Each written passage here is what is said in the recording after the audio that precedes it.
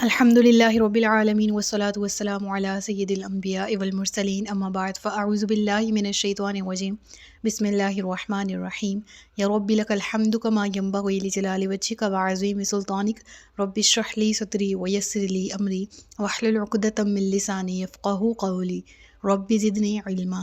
السلام علیکم ورحمۃ اللہ وبرکاتہ۔ پارہ نمبر 26 سورۃ الفتح، اردو ترجمہ اور تفسیر۔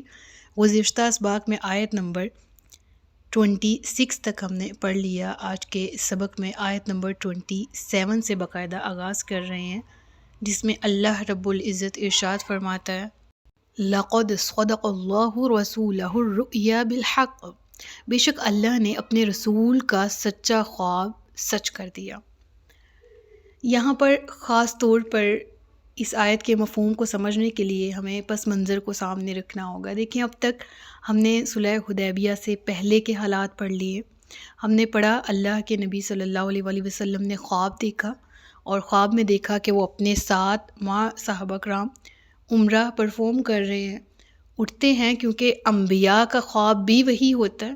لہٰذا اللہ کے نبی نے صحابہ کرام سے اس واقعے کا ذکر کیا۔ صحابہ کرام بہت خوش ہوئے، جو کہ ایک عرصہ دراز سے اپنے اندر حرم کی زیارت کی خواہش لے کر تڑپ رہے تھے، بے چین تھے، مضطرب تھے کہ وہ زیارت کریں۔ خانہ کعبہ کو دیکھنے کا بہت چاہ کر رہے تھے، خواہش کر رہے تھے، تو وہ ایگری ہوئے کہ اے نبی ہم چلتے ہیں، ہم عمرہ کرتے ہیں۔ اور یہ تعداد ملتے ملتے 1400 تک پہنچی، اور اللہ کے نبی کے حکم سے وہ سب عمرہ کی نیت سے چلے گئے۔ پھر ہم نے وہ حالات پڑھے کہ وہاں پر کن حالات کا سامنا کرنا پڑا، اور کس طرح سے صلح حدیبیہ کا جو معاہدہ ہے وہ طے پایا، اور اس معاہدے کی جو تفصیلات ہیں وہ بھی ہم نے پڑھ لی گزشتہ اسباق میں۔ ایون یہ کہ سورۃ الفتح کے ابتدائی تعارف سے لے کر آج تک کے سبق میں ہم نے ہر چیز کو تفصیلاً ذکر کر لیا۔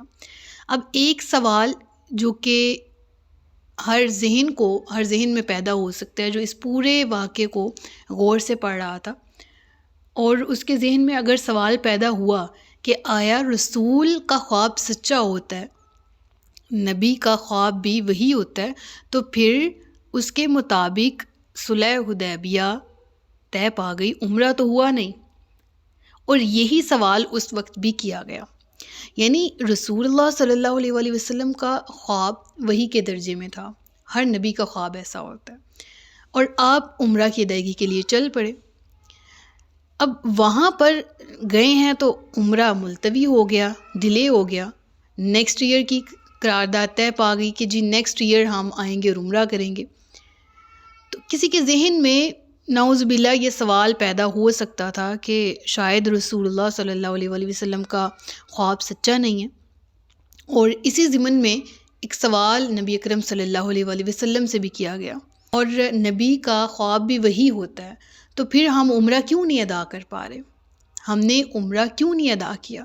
تو نبی کریم صلی اللہ علیہ وآلہ وسلم نے جواب دیا، میں نے تو کہا تھا کہ ہم عمرہ ادا کریں گے، لیکن میں نے یہ نہیں کہا تھا کہ ضرور اسی سال عمرہ ادا ہوگا۔ اللہ اکبر کبیرہ، یعنی عمرہ ادا کریں گے لیکن اس سال عمرہ ادا کریں گے، یہ تو نہیں زبان اقدس سے نکلا تھا۔ اور اسی آیت کے اندر پیش کی خبر دی جا رہی ہے کہ تم لوگ اللہ کے رسول صلی اللہ علیہ وآلہ وسلم کے خواب کے عین مطابق عمرہ ادا کرو گے۔ اور اسی آیت کے ذریعے، یہ آیت کے نزول کے بارے میں البتہ اختلافات ہیں کہ یہ کب نازل ہوئی، لیکن علماء کرام کی رائے یہ ہے کہ معاہدہ جب طے پا گیا تھا اور رسول اللہ مع صحابہ کرام واپس چل دیے، تو تب یہ آیت کا نزول ہوا، اور اس میں جو ایک طرح سے اضطرابی کیفیت تھی، یا ایسا کوئی سوال جو کہ کسی کے ذہن میں پیدا ہو سکتا تھا، اس کا جواب دیا گیا، اور وہ جواب یہی تھا کہ انشاءاللہ اس آیت کے توسط سے ایک خوشخبری دی گئی، ایک نوید دی گئی مسلمانوں کو کہ یقیناً تم اس خواب کے عین مطابق عمرہ ادا کرو گے۔ چنانچہ بالکل اگلے ہی سال 7 ہجری میں آپ صلی اللہ علیہ وآلہ وسلم نے مسلمانوں کے ساتھ عمرہ ادا کیا، اور تاریخ میں اس عمرہ کو عمرۃ القضاء کے نام سے یاد کیا جاتا ہے۔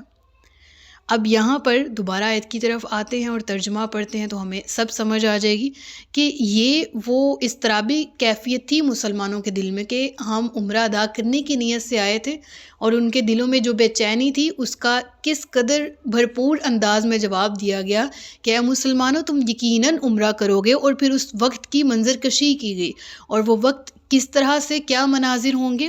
اللہ فرماتا ہے، پہلے تو صیغہ دیکھ لیجیے گا، لقد، دونوں ہی جو ہیں وہ صیغہ کس کے لیے استعمال ہوتا ہے؟ بات پر زور دینے کے لیے، ایسی بات کہ جس میں شک اور شبہ کی گنجائش نہ ہو۔ البتہ ضرور، تحقیق، بے شک اللہ نے وعدہ، اللہ نے خواب سچ کر دکھایا اپنے رسول صلی اللہ علیہ وآلہ وسلم کا۔ لَنَدْخُلُنَّ الْمَسْجِدَ الْحَرَامَ اِنشَاءَ اللَّهُ، یقیناً انشاءاللہ تم ضرور مسجد حرام میں داخل ہوگے، آمنین، امن والے ہو کر، یعنی اے مسلمانوں تم لازماً داخل ہوگے مسجد الحرام میں۔ یہاں پر بھی ذکر دیکھے ہوا انشاءاللہ، پورے امن کے ساتھ، یعنی بات یقینی تھی۔ رسول اللہ صلی اللہ علیہ وآلہ وسلم نے معاہدہ طے پا لیا، ٹھیک ہے، دونوں طرف سے سائنس بھی ہو گئے، سارا کچھ منظور ہو گیا، یعنی فتح تو یقینی تھی، لیکن اس صورت میں بھی انشاءاللہ وحی کے ذریعے نازل ہوا، اگر اللہ نے چاہا تو ضرور ایسا ہوگا۔ اور اس سے ہمیں ایک بہت باریک نکتہ سیکھنے کو ملتا ہے، اور دیٹ از کہ ہمیں کوئی کسی بھی کام کی 110% شیورٹی کیوں نہ ہو کہ ہم یہ کریں گے، یہ کام ہو جائے گا، اس کام کے لیے ہر بندوبست تیار ہے، ٹھیک ہے، سارا فوکس اسی کام پہ، اللہ کی رحمت کو مد نظر ضرور رکھیں، اور اپنی زبان حال پر انشاءاللہ کے الفاظ جاری رکھیں۔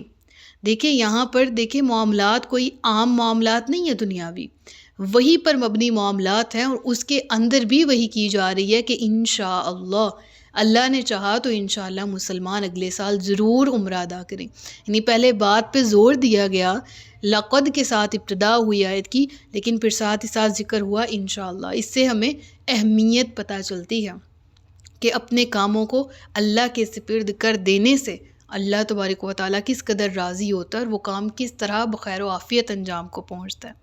اللہ فرماتا ہے آمینین، تم امن کے ساتھ، پورے امن کے ساتھ داخل ہوگے مسجد حرام میں، محلقین رؤوسکم ومقصرین لا تخافون، اپنے سروں کو منڈواتے ہوئے اور بالوں کو ترشواتے ہوئے، اس وقت تمہیں کوئی اندیشہ نہیں ہوگا۔ یعنی اگلے سال یہ پیشن گوئی ہر سچ ثابت ہوئی۔ اگلے سال جب مسلمان عمرہ ادا کرنے کے لیے مکہ میں داخل ہوئے تو پورا شہر خالی تھا، قریش اپنے گھروں کو چھوڑ کر 3 دن کے لیے پہاڑوں پر چلے گئے تھے، اور اس دوران مکہ میں مقیم مسلمان وہاں پر یعنی مکہ میں مقیم رہے، اور پورے اطمینان سے، یہاں جو ذکر آتا ہے نا لا تخافون، کسی بھی قسم کے خوف کے بغیر اطمینان کے ساتھ مسلمانوں نے عمرہ ادا کیا۔ فَعَلِمَ مَا لَمْ تَعْلَمُوا فَجَعَلَ مِن دُونِ ذَلِكَ فَتْحًا قَرِيبًا۔ اللہ فرماتا ہے تو وہ اللہ سب کچھ جانتا ہے جو تم نہیں جانتے، تو اس کے علاوہ اس نے تمہارے لیے ایک قریب کی فتح بھی رکھی ہے۔ اور اگین اگر آپ اس سیریز کو دھیان سے سنتے آ رہے ہیں تو یہاں قریب کی فتح سے کون سی فتح مراد ہے؟ جو بالکل اگلے سال عمرہ جب ہم نے نیکسٹ ایئر فتح مبین کی صورت میں یہ جو معاہدہ طے پایا، عمرہ بھی ادا کیا مسلمانوں نے، فتح خیبر بھی ہوئی 7 ہجری میں، اور یہ فتح مکہ 8 ہجری کا پیش خیمہ بھی ثابت ہوئی، ٹھیک ہے۔ تو اسی طرح ہوا کہ اگلے سال پھر تمام لوگ عمرہ ادا کرنے کے لیے گئے، اس کی یہاں پر نوید دی گئی، ہوا ذکر کہ مسلمانوں تم ضرور عمرہ ادا کرنے کے لیے جاؤ گے، اور اس سے پہلے تم یہودیوں کے گھر خیبر کو فتح کر کے اس کے غنائم سمیٹ چکے ہوگے۔ یعنی دیکھا جائے تو فتح جو خیبر ہے وہ پہلے ہوئی پھر نیکسٹ ایئر، ٹھیک ہے، اور پھر جو صلح حدیبیہ کے وقت معاہدہ طے پایا گیا تھا اس کے ضمن میں نیکسٹ ایئر اس کے بعد پھر یعنی یہ فتح سمیٹی گئی اور پھر عمرہ ادا کیا گیا 7 ہجری میں۔ یہ آیات میری روح کے بہت زیادہ قریب ہیں، اور میں اللہ سے دعا کرتی ہوں کہ یقیناً ان میں حکمتوں کے بے شمار خزانے موجود ہیں، لیکن جتنی میں ان آیات سے محبت کرتی ہوں مجھے اسی محبت سے ڈیلیور کرنے کی توفیق دے کہ میں اپنی بات پہنچا سکوں آپ تک۔ مجھے لگتا ہے سورۃ الفتح کی جان، سورۃ الفتح کا دل یہ آیات ہیں، اور گو کہ ہماری پورے تاریخ اسلام کی جو ہسٹری ہے نا وہ اس آیت کے ارد گرد گھومتی ہے جہاں سے اب ابتدا ہو رہی ہے، اور یہ آیت ہے آیت نمبر 28، هو الذی ارسل رسولہ بالہدی ودین الحق، وہی تو ہے کہ جس نے بھیجا اپنے رسول کو الہدا اور دین حق دے کر۔ الہدا، اللہ اکبر کبیرہ۔ دیکھیں پورا نظام زندگی کائنات میں انسان کی بقا، فلاح، کامیابی، عظمتیں، رفعتیں، ہر چیز کا دار و مدار انسان کا جو جن اعمال پر ہے وہ پورا پیکج لے کر کون آئے؟ رسول اللہ صلی اللہ علیہ وآلہ وسلم۔ ودین الحق، اور دین حق کے ساتھ تشریف لائے۔ کون سا دین؟ کیسا دین؟ اس دین کا آگے فیوچر کیا ہے؟ لیظہرہ علی الدین کلہ، اللہ اکبر، تاکہ وہ غالب کر دے اسے کل کے کل نظام زندگی پر۔ تمام کے تمام دنیا میں جتنے باطل عقائد ہیں، جتنے نظریات ہیں، وہ گل ہو جائیں۔ دین اسلام تو آیا ہی اس لیے ہے کہ یہ سربلند ہو، اور اس کے لیے انتخاب کیا گیا جناب سید مآب رسول اللہ صلی اللہ علیہ وآلہ وسلم کا، کہ جن کو وحی کے ذریعے قرآن، دین اسلام کی تعلیمات عطا کی گئیں اور آپ نے عالم تک ہو بہو ویسے پہنچائیں۔ اور آج انہی تعلیمات کے صدقے الحمدللہ میں اور آپ مسلمان ہیں، اچھے عقائد رکھتے ہیں، اللہ کی توحید پر یقین رکھتے ہیں اور اللہ کے پیغامات پر عمل کرنے کی کوشش کرتے ہیں۔ وہ بنیادی عقائد جو ہر مسلمان کے لیے ہونا عقیدہ ضروری ہے، الحمدللہ ہم تک کس طرح پہنچے رسول اللہ صلی اللہ علیہ وآلہ وسلم۔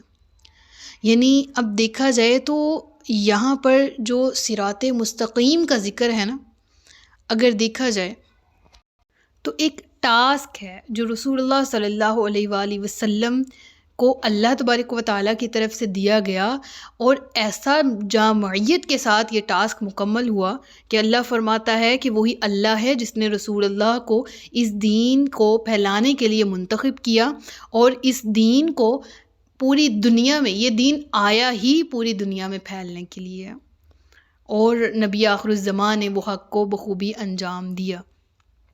یعنی اگر دیکھا جائے تو اس سے پہلے اگر آیت نمبر 2 دیکھیں، آیت نمبر 20 دیکھیں، تو وہاں پر جس سیدھے راستے کا ذکر ہے نا، صراطا مستقیما، وہ راستہ اظہار دین حق کی منزل کی طرف جاتا ہے، اور اسی ٹاسک کو، اسی ہدف کو حاصل کرنے کا حکم سورہ شورى کی آیت نمبر 13 میں ذکر ہوا کہ ان اقیم الدین، کہ ان الفاظ کے ساتھ ذکر ہوا کہ تم دین کو قائم کرو، اور پھر سورۃ الشورى کی آیت نمبر 21 میں جھوٹے معبودوں کے ابطال کی جو دلیل دی گئی، وہ ان کے مقابلے میں معبود حقیقی کی جو شان بیان ہوئی وہ بھی الدین نظام زندگی کے حوالے سے کی گئی۔ یعنی دین اسلام ایک عقائد کا مجموعہ نہیں ہے، عبادات کا مجموعہ نہیں ہے، بلکہ دین اسلام ایک نظام زندگی ہے، کمپلیٹ کوڈ آف لائف ہے، ایسا نظام زندگی جو کہ زندگی کے ہر چھوٹے سے چھوٹے اور بڑے سے بڑے معاملے پر ہماری رہنمائی کرتا ہے۔